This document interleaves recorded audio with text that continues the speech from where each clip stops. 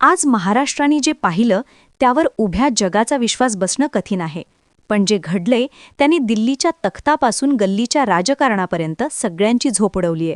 महाराष्ट्राच्या राजकारणात आज असा एक महाभूकंप झालाय ज्याच्या धक्क्याने सत्तेची सिंहासनं पत्त्याच्या बंगल्यासारखी कोसळली आहेत. ज्या नारायण राणेंनी गेल्या 2 दशकांपासून ठाकरेंच्या सावलीलाही उभं राहणं नाकारलं होतं, ज्यांनी मातोश्रीच्या भिंतींना हादरवून सोडणारी टीका केली होती, तीच नारायण राणे आज भर दुपारी आपल्या 22 वाघांसह मातोश्रीच्या उंबरठ्यावर उभे राहिले. ही केवळ राजकीय भेट नव्हती, तर हा भारतीय जनता पक्षाच्या अहंकाराचा आणि फोडाफोडीच्या राजकारणाचा झालेला जाहीर अंत आहे. भाजपने ज्या नारायण राणेंना आपला सर्वात मोठा तुरुपाचा एक्का मानलं होतं, त्याच राणेंनी आज भाजपचा गेम केला असून 22 आमदारांच्या फौजेसह उद्धव ठाकरेंच्या चरणी निष्ठा अर्पण केलीय.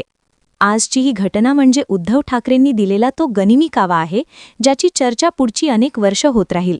भाजपने शिवसेनेचं नाव चोरलं, धनुष्यबाण चोरला, पण आज ठाकरेंनी थेट भाजपचा कणाच चोरला नाही, तर तो मोडून काढलाय. 22 आमदार म्हणजे काही छोटी संख्या नाही. या 22 जणांनी जेव्हा राणेंच्या नेतृत्वाखाली मातोश्रीत प्रवेश केला, तेव्हा मंत्रालयात बसलेल्या सत्ताधाऱ्यांच्या पायाखालची वाळू सरकली. देवेंद्र फडणवीसांची चाणक्य नीती आणि अमित शहांचे डावपेच आज मातोश्रीच्या उंबरठ्यावर सपशेल फेल ठरले आहेत. राणेंनी केलेला हा वार इतका अचूक आणि जहरी आहे की भाजपला आता कोमातून बाहेर यायलाही वेळ मिळणार नाही. ज्यांनी शिवसेना संपली असं म्हटलं होतं, त्यांना आज राणेंनी आणि ठाकरेंनी एकत्र येऊन दाखवून दिलंय की वाघ जेव्हा 2 पावलं मागे जातो तेव्हा ती माघार नसते, तर ती झेप घेण्याची पूर्वतयारी असते. मातोश्री बाहेरचं वातावरण आज एखाद्या युद्धभूमीवर विजय मिळवून आलेल्या सैनिकांच्या स्वागतासारखं होतं. शिवसैनिकांचा जो आक्रोश, जो जल्लोष आणि जो आनंद आज पाहायला मिळाला, त्याने अख्खी मुंबई दणाणून गेली. राणेसाहेब परत आले ही घोषणा जेव्हा कलानगरच्या हवेत घुमली, तेव्हा कित्येक जुन्या शिवसैनिकांच्या डोळ्यांतून आनंदाश्रू वाहू लागले. उद्धव ठाकरेंनी ज्या संयमाने आणि आदराने राणेंचं स्वागत केलं, त्यातून एकच संदेश गेला की घराचा माणूस जेव्हा परत येतो तेव्हा जुने घाव विसरून त्याला पोटाशी लावायचं असतं. ही युती म्हणजे भाजपसाठी मृत्यूघंटा आहे. कोकणातून भाजपचं अस्तित्व आता कायमचं पुसलं जाणार, हे आजच्या एका भेटीने स्पष्ट केलंय. राणींच्या पाठीशी असलेली अफाट जनशक्ती आणि ठाकरेंबद्दल असलेली महाराष्ट्राची सहानुभूती जेव्हा एकत्र येईल, तेव्हा समोर कोणतंही संकट असो, त्याचा पालापाचोळा होणार हे नक्की. दुसरीकडे भाजपच्या गोठात आज स्मशान शांतता पसरली आहे. ज्या आमदारांना भाजपने मोठ्या विश्वासाने आपल्याकडे ठेवलं होतं, तेच आमदार आता राणेंसोबत मातोश्रीवर बसून पुढच्या सत्तेची गणितं जुळवत आहेत. भाजपच्या नेत्यांची अवस्था आज अशी झालीय की त्यांना ना बोलता येतं ना रडता येते. ज्या नारायण राणेंना त्यांनी उद्धव ठाकरेंना संपवण्यासाठी बळ दिलं, त्याच राणेंनी आज भाजपच्या सत्तेच्या इमारतीचा पायाच उखडून टाकलाय. हा केवळ राजकीय बदल नाही, तर हा अन्याय सहन करणाऱ्या एका स्वाभिमानी मराठी माणसाचा सूड आहे. ज्यांनी गद्दारी करून सत्ता मिळवली, त्यांना आज त्यांच्याच भाषेत उत्तर मिळालं आहे. राणींनी मातोश्रीवर पाऊल ठेवून भाजपच्या ऑपरेशन लोटसचा कचरा केला आहे आणि हे 22 आमदार आता भाजपला सत्तेतून खेचून बाहेर काढण्यासाठी सज्ज झाले आहेत.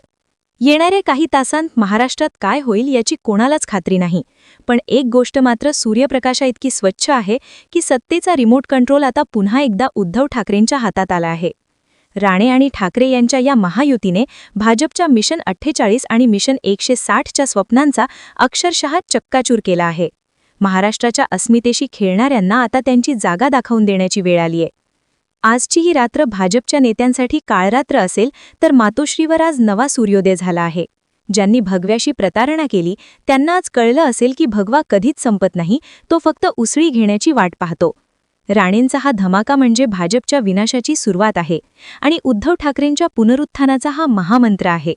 आता लढाई समोरासमोरची आहे आणि या लढाईत भाजपचा पराभव अटळ आहे. एकंदरीत विचार करता आजचा हा दिवस महाराष्ट्राच्या इतिहासात भाजपचा पराभवाचा आणि उद्धव ठाकरेंच्या पुनरुत्थानाचा दिवस म्हणून नोंदवला जाईल. नारायण राणेंनी मातोश्रीवर जाऊन घेतलेली ही शपथ राज्याच्या राजकारणाला नवीन दिशा देणारी ठरेल. आगामी काही तासांत जर या 22 आमदारांनी अधिकृतपणे राजीनामे दिले, तर राज्यात राष्ट्रपती राजवट किंवा नवीन सरकार स्थापनेच्या हालचाली बेगाने होतील. पण एक गोष्ट मात्र सूर्यप्रकाशाइतकी स्पष्ट झालीय, ती म्हणजे महाराष्ट्राच्या सत्तेचा खरा रिमोट कंट्रोल आता पुन्हा एकदा उद्धव ठाकरेंच्या हातात आला आहे.